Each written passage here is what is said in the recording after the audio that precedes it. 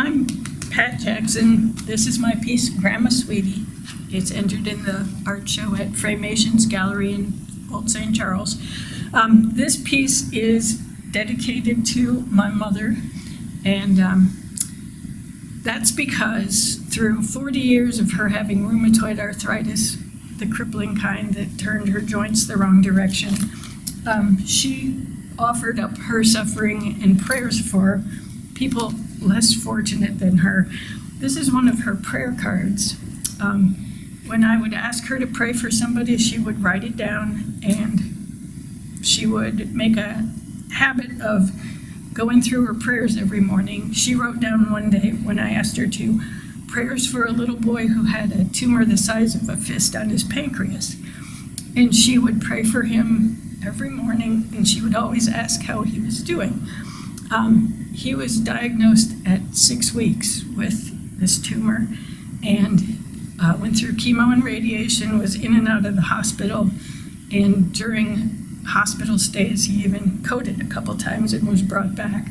And then as a small child, he was visiting a relative.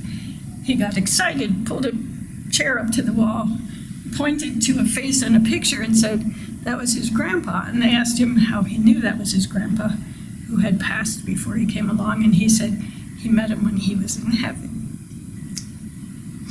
Anyway, he's a young man, well, middle-aged man now, with a wife and 3 kids. But throughout her life, my mother would ask how he was doing, and she never crossed him off her prayer card. So her pain and suffering she offered up for other people, and she also helped people out when they came to her with financial trouble. And she did that for my husband and I, and when we went to pay her back, she said, no, pay that forward. And many people came to tell me that in the last weeks of her life. She was on hospice 6 weeks, and it surprised me how many people had the same story. I don't know what I would have done without her. And so, dedicated to my mother, Grandma Sweetie. Many people thought of her that way. Thank you.